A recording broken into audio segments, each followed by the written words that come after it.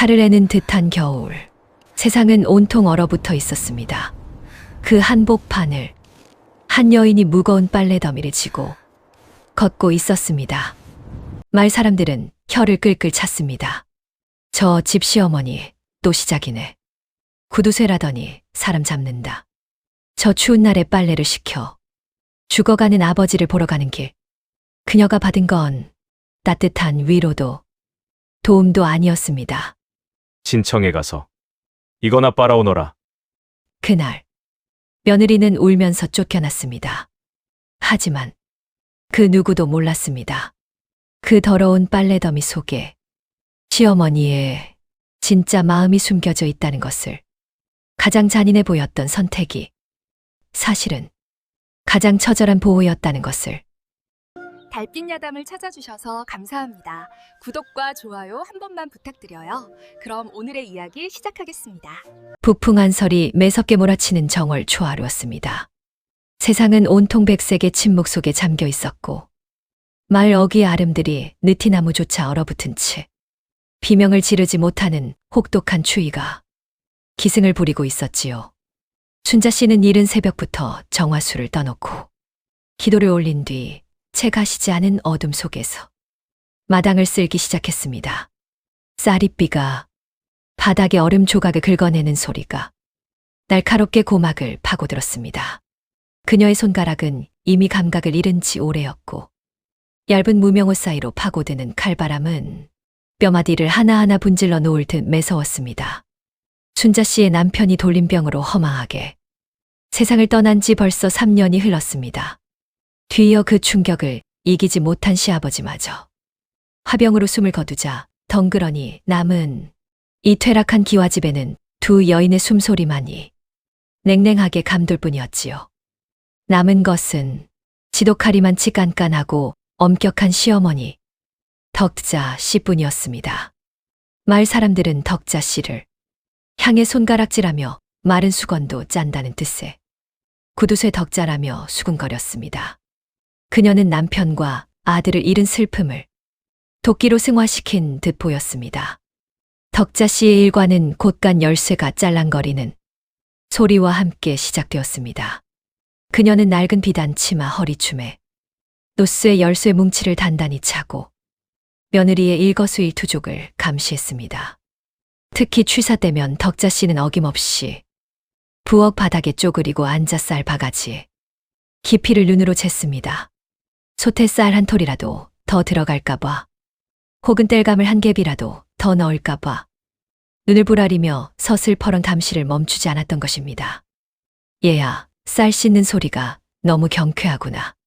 쌀알끼리 부딪히는 소리가 크다는 것.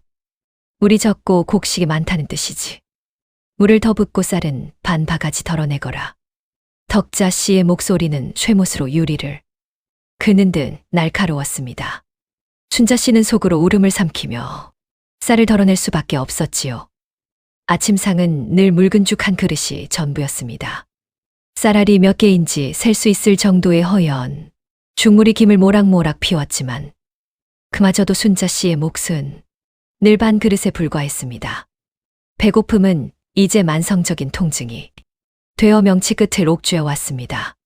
춘자 씨는 동상으로 벌겋게 부어오른 자신의 손을 내려다보았습니다. 갈라진 피부 사이로 진물이 흘러나왔지만 고칠 약은커녕 바를 기름 한 방울조차 허락되지 않았습니다. 덕자 씨는 그런 며느리의 몰골을 보며 오히려 혀를 찼습니다.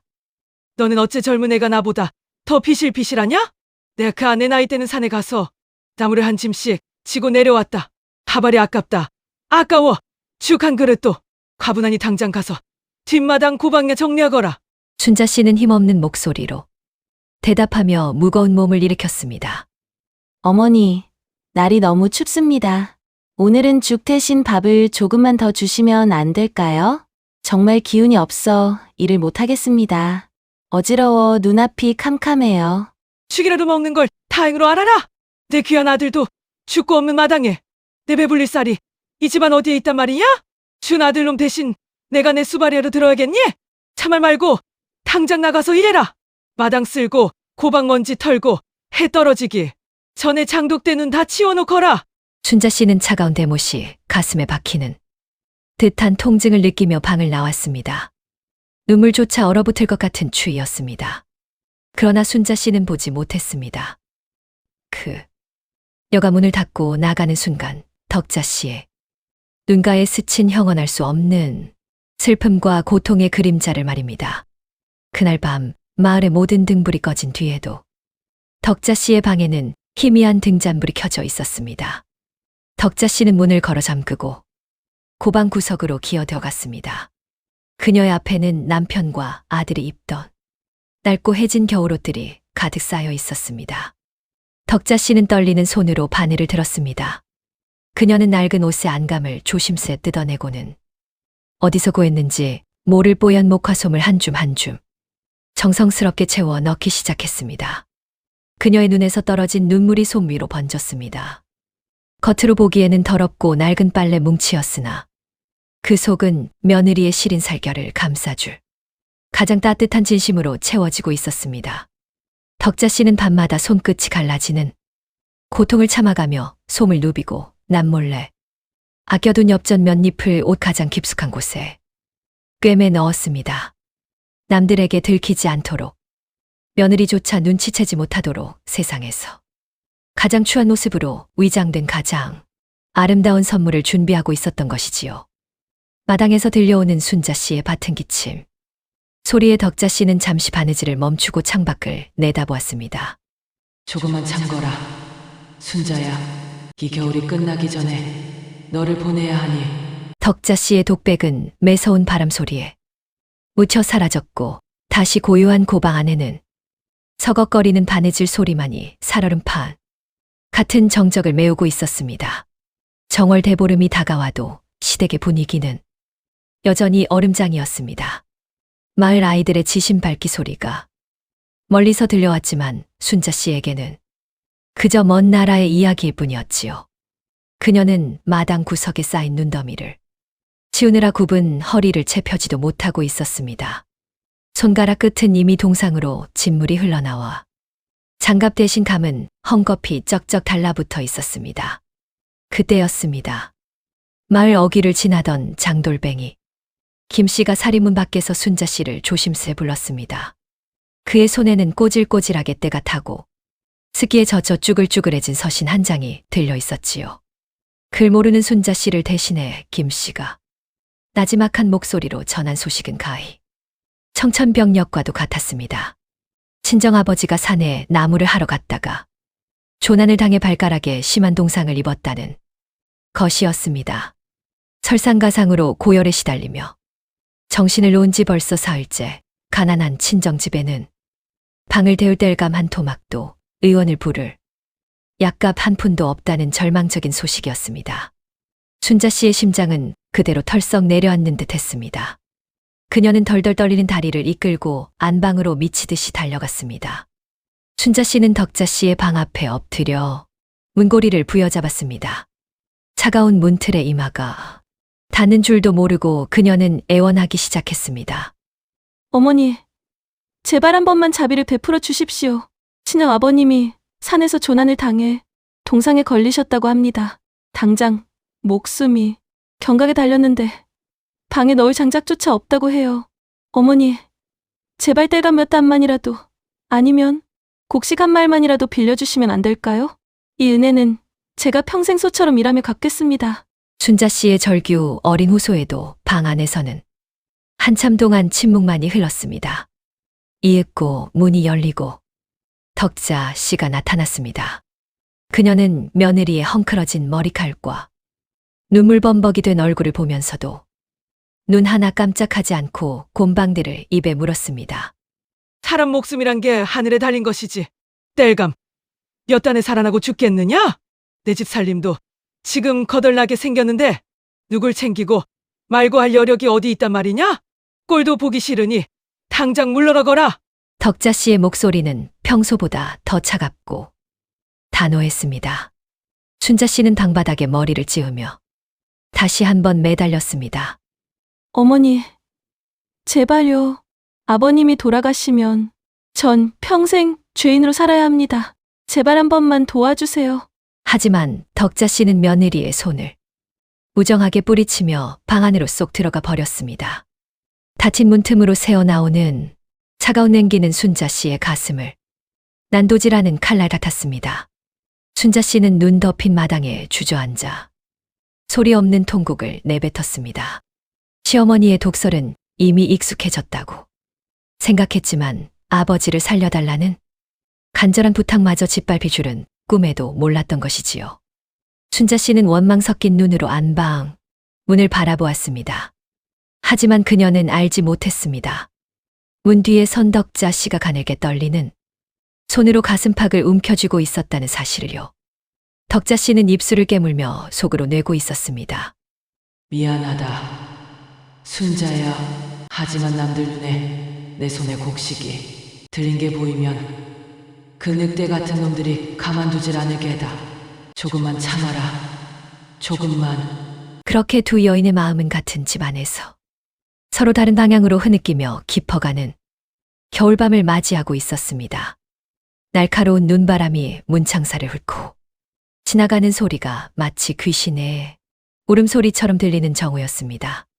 순자 씨는 마당 한복판에 무릎을 꿇은 채 미동도 하지 않고 안방 문만을 응시하고 있었지요.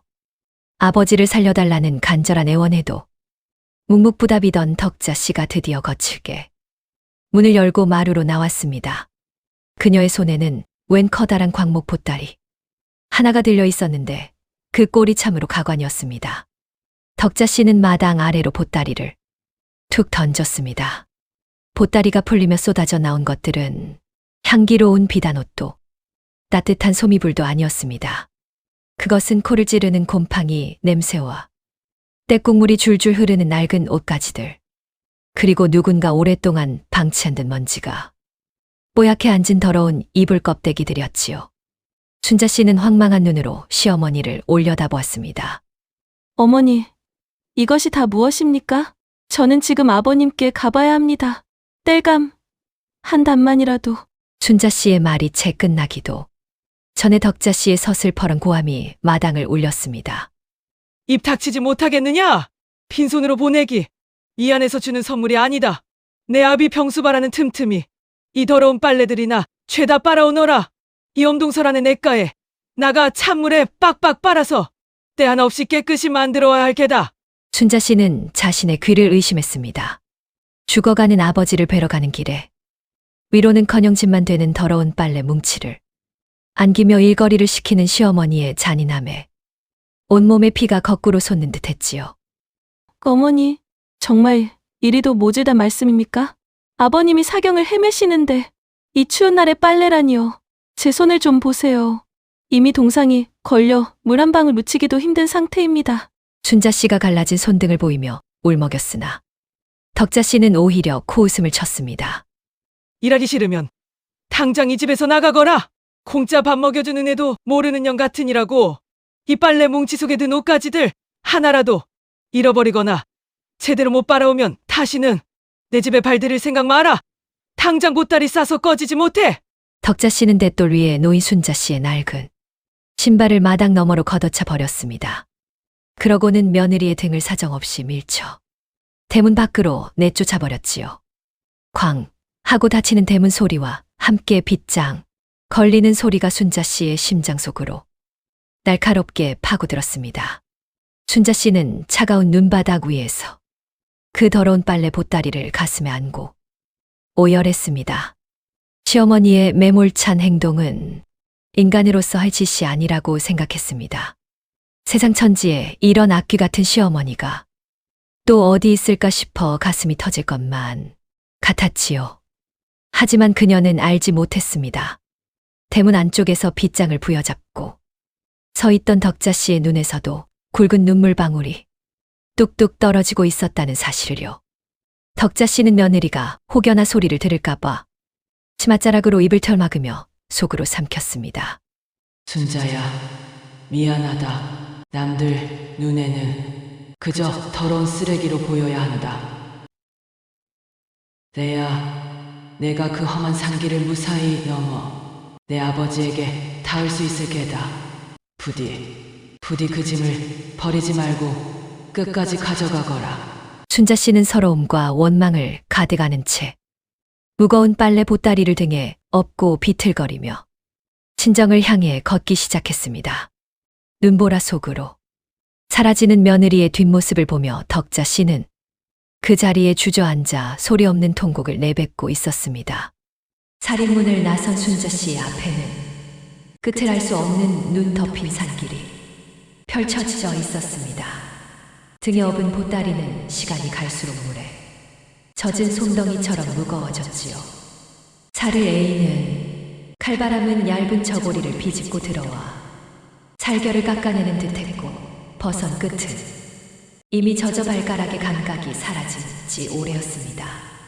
순자 씨는 뒤틀거리는 걸음을 옮기며 하늘을 원망했습니다. 어찌 저에게 이리도 가혹하십니까? 남편 보내고 시부모님 수발하며 죄인처럼 살았거늘 돌아오는 것이 고작 이 더러운 빨래 뭉치란 말입니까?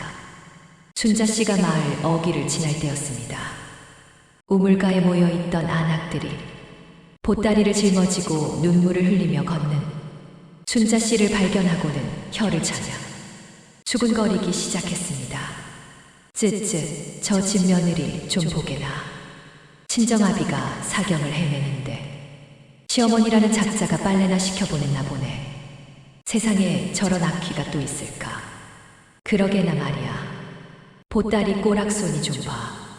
저게 다 뭐야. 떼국물이 줄줄 흐르는 넝마떼기 아니야? 저걸 들고 친정에 가다니. 참 박복하기도 하지. 사람들의 비아냥거림은 순자 씨의 심장에 비수처럼 꽂혔습니다. 수치심에 고개를 들 수 없었지요. 길가랑에 보따리를 획 던져버리고 도망치고 싶은 마음이 굴뚝 같았습니다.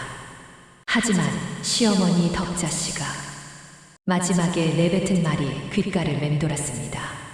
하나라도 잃어버리면 내 집에 발들일 생각 마라. 순자 씨는 입술을 깨물며 보따리 끈을 다시 바짝 조여맸습니다. 그래, 이것 또한 내 팔자려니. 가서 아버님 얼굴이라도 뵙고 이 빨래라도 깨끗이 빨아가야 내 마음이 편하겠지.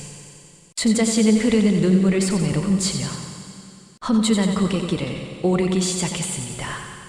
눈보라는 점점 거세졌고 길은 형체를 알아볼 수 없을 만큼 쌓였습니다. 산속에 굶주린 늑대 울음소리가 멀리서 들려올 때마다 순자 씨는 보따리를 방패 삼아 몸을 움츠였습니다. 참으로 이상한 일이었습니다. 그토록 차갑고 더러워 보이던 빨래 뭉치였는데 등에 딱 붙이고 인노라니 묘하게 훈훈한 기운이 등줄기를 타고 흐르는 듯 했습니다. 순자 씨는 그것이 자신이 흘린 뜨거운 눈물 때문이라 생각하며 쉼없이 발을 뗐습니다. 해는 뉘엿뉘엿 지구 사방에 어둠이 깔릴 무렵 순자 씨의 무릎은 이미 피딱지가 앉아 바지 가랑이에 달라붙어 있었습니다. 동상 걸린 손가락은 구부려지지도 않았지요. 하지만 저 멀리 가물거리는 친정집에 초라한 불빛이 보이자 순자 씨는 억눌렀던 서름이 다시금 터져 나왔습니다. 아버지, 제가 왔습니다. 불효녀, 순자가 이 무거운 짐을 지고 왔어요. 순자 씨는 얼어붙어 딱딱해진 보따리를 끌어안고 눈 덮인 비탈길을 굴러 내려가다시피 하며 친정 마당으로 들어섰습니다. 그 더러운 빨래 뭉치 속에 아버지를 살릴 기적이 숨겨져 있다는 사실은 꿈에도 모른 채 그녀는 오로지 깊은 원망과 서러움을 등에 업고 죽음의 문턱에 선 아버지를 향해 달려갔습니다.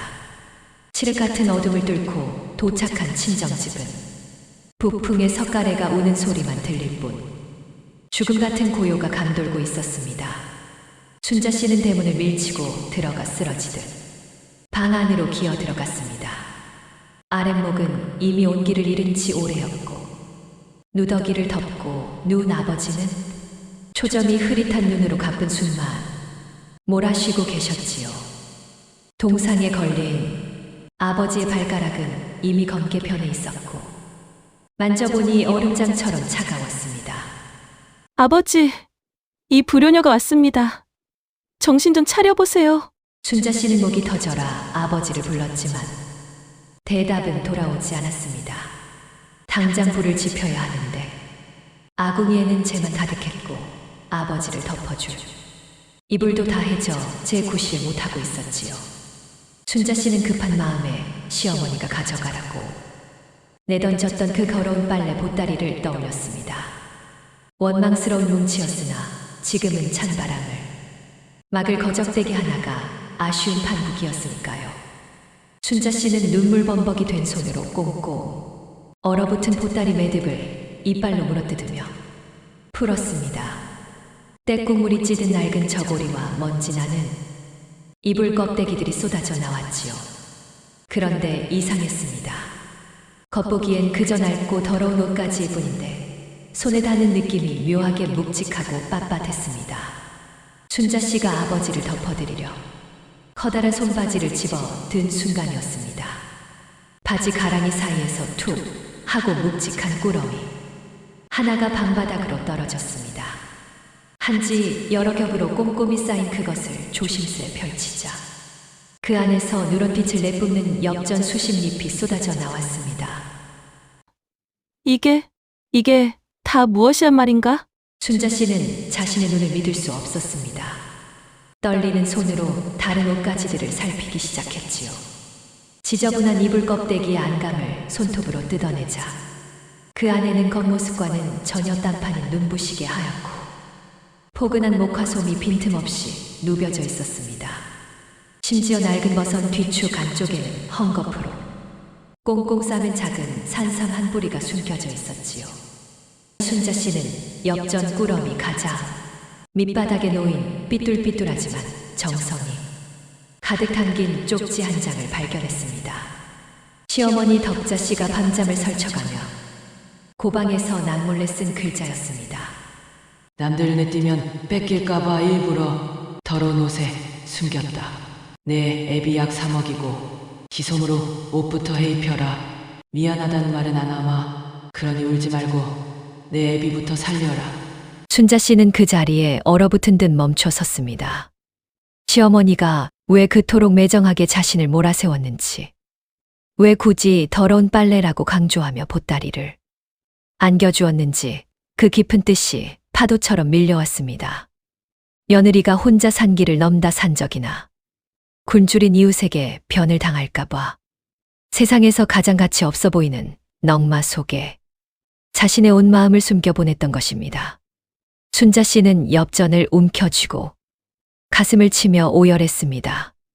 시어머니를 원망하며 걸어온 그 길이 얼마나 어리석었는지, 그 차가운 독설 뒤에 감춰진 뜨거운 눈물이 얼마나 깊었는지 깨닫는 순간이었습니다. 순자 씨는 벼락이라도 맞은 듯 멍하니 방바닥에 흩어진 엽전들과 하얀 목화솜을 내려다보았습니다. 떼국물이 줄줄 흐르던 겉감과는 달리 그 속살은 세상에서 가장 깨끗하고 포근한 빛을 내뿜고 있었지요.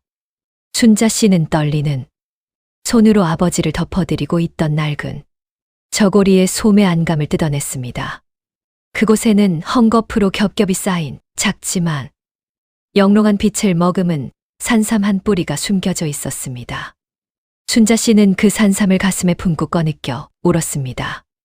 어머니, 오해해서 죄송합니다. 이 못난 년이 어머니의 그 깊은 속도 모르고 속으로 얼마나 욕을 했는지요. 이 더러운 옷가지들이 사실은 저와 아버지를 살릴 생명줄이었군요. 순자 씨는 정신을 가다듬고 엽전을 움켜쥐었습니다. 그녀는 눈길을 뚫고 달려가 마을 의원을 불러왔고 시어머니가 숨겨준 산삼을 정성껏 다려 아버지의 메마른 입술 사이로 흘려 넣었습니다. 차가운 방바닥에는 낡은 이불 껍데기, 속에 숨겨져 있던 그 보드라운 목화솜을 두툼하게 깔아온 길을 만들었지요. 의원은 고개를 갸웃거리며 말했습니다. 이 험한 산길에 이런 귀한 약재와 엽전을 어찌 들고 왔소? 요즘 같은 흉년에 빈손으로 다녀도 산적들이 들끓는데 말이오. 그제야 순자 씨는 시어머니의 깊은 지혜를 다시 한번 뼈저리게 느꼈습니다. 만약 덕자 씨가 며느리에게 비단 보따리나 돈주머니를 대놓고 쥐어주었다면 순자 씨는 친정대문을 밟기도 전에 길가에서 변을 당했을 것이 분명했으니까요. 일부러 침을 뱉고 발로 차며 더러운 빨래 뭉치라고 소문내어 내쫓은 것은 세상을 향해 이 보따리에는 아무 가치도 없다고 외친 시어머니만의 거친 보호막이었던 것입니다. 밤새 정성껏 수발을 든 덕분에 죽음의 문턱에서 가쁜 숨만 몰아쉬던 아버지가 새벽녘에야 비로소 눈을 뜨고 순자 씨의 손을 잡았습니다. 아버지, 정신이 드세요? 이 약이며 이 솜이며 모두 저희 시어머니께서 보내주신 것입니다. 저를 매몰차게 쫓아내시며 몰래 싸주신 보물들이에요. 아버지는 말할 기운도 없는지 그저 눈물을 흘리며 고개를 끄덕였습니다. 순자 씨는 그 밤 시어머니가 숨겨줄 소미불을 덮고 잠이 든 아버지 곁에서 밤을 지새웠습니다. 겉은 비록 남루하고 냄새나는 낡은 천이었으나 그 안에서 배어 나오는 훈훈한 목화 향기는 그 어떤 향기보다 달콤했습니다. 그녀는 이제야 깨달았습니다. 시어머니 덕자 씨의 독설은 사실 세상에 풍파로부터 며느리를 단단하게 단련시키려는 사랑에 매였고 그녀의 구두쇠 같은 절약은 바로 이런 위기의 순간에 사람을 살리기 위한 눈물겨운 인내였다는 사실을 말입니다. 보름이라는 시간이 쏜살같이 지나갔습니다. 시어머니가 숨겨준 산삼과 엽전으로 지은 보약 덕분이었을까요? 아니면 포근한 목화솜의 온기 덕분이었을까요? 죽음의 문턱에서 허덕이던 순자 씨. 아버지는 기적처럼 기운을 차려 미음 한 그릇을 뚝딱 비울 정도로 건강을 회복하셨습니다. 아버지가 제 손으로 이불을 당겨 덮는 모습을 본 순자 씨는 그제야 본물 터지듯 참았던 눈물을 쏟아냈습니다. 순자 씨는 서둘러 시댁으로 돌아갈 채비를 했습니다. 이번에는 시어머니가 주신 그 더러운 옷가지들을 친정앞 냇가에서 정성스럽게 빨았습니다. 얼음장을 깨고 손이 보라색으로 변할 만큼 차가운 물이었지만 순자 씨의 마음은 화로처럼 뜨거웠습니다. 때를 벗겨내고 맑은 물에 헹구어 볕에 말린 옷들은 시어머니의 진심만큼이나 뽀얗고 포근한 자태를 드러냈지요. 순자 씨는 정갈하게 개킨 옷가지들 사이에 친정 마당에 이르게 피어난 매화 한 가지를 꺾어 살포시 꽂았습니다. 시댁 대문에 도착했을 때 덕자 씨는 여느 때와 다름없이 무뚝뚝한 표정으로 마당에 낙엽을 쓸고 있었습니다. 하지만 순자 씨는 보았습니다. 대문 밖에서 들리는 조그만 발소리에도 덕자 씨의 빗자루질이 멈칫거리는 것을요. 그녀의 눈가는 이미 며느리를 기다리며 대문 밖을 수천 번은 훑은 듯 붉게 충혈되어 있었습니다. 순자 씨는 대문에 들어서자마자 시어머니의 발 앞에 무릎을 꿇고 엎드렸습니다. 어머니, 제가 왔습니다. 이 불효하고 어리석은 년이 이제야 어머니의 깊은 속내를 알고 돌아왔습니다. 아버님은 덕분에 목숨을 건지셨습니다. 정말 고맙습니다, 어머니. 정말로요. 순자 씨는 바닥에 머리를 조아리며 오열했습니다. 덕자 씨는 여전히 퉁명스러운 목소리로 대꾸했지만 빗자루를 든 손은 눈에 띄게 떨리고 있었지요. 빨래는 깨끗이 해왔느냐? 하나라도 잃어버렸으면 당장 내쫓으려 했다. 늦었으니 어서 들어가서 밥이나 안 쳐라. 배고파 죽겠구나. 덕자 씨는 일부러 매몰찬 척 고개를 돌렸지만 순자 씨를 일으켜 세우는 거친 손길만큼은 그 어느 때보다 따뜻했습니다. 그녀는 며느리의 동상 걸린 손을 잠시 움켜쥐었다가 이내 놓으며 안방으로 획 들어가 버렸습니다. 하지만 순자 씨는 보았습니다. 방 안으로 들어가는 시어머니의 어깨가 가늘게 들썩이는 것을요. 그것은 안도와 기쁨 그리고 미안함이 뒤섞인 노인만의 소리 없는 울음이었습니다. 순자 씨는 시어머니가 남겨준 그 낡은 보따리를 보물처럼 안고 부엌으로 향했습니다. 차가웠던 집안에 다시금 따뜻한 밥 짓는 연기가 피어오르기 시작했습니다. 겨우내 세상을 집어삼킬 듯 몰아치던 북풍도 어느덧 힘을 잃고 처마 끝에 매달린 고드름이 뚝뚝 눈물을 흘리며 녹아내리는 우수유쉐가 지났습니다. 마당 한 구석 꽝꽝 얼어붙었던 장독대 옆에는 노란 복수초가 수줍게 고개를 내밀며 봄의 전령사를 자처하고 있었지요. 시댁의 분위기는 이전과는 완연히 달라져 있었습니다. 순자 씨는 이제 더 이상 시어머니의 눈치를 보며 쌀알을 세지 않았습니다.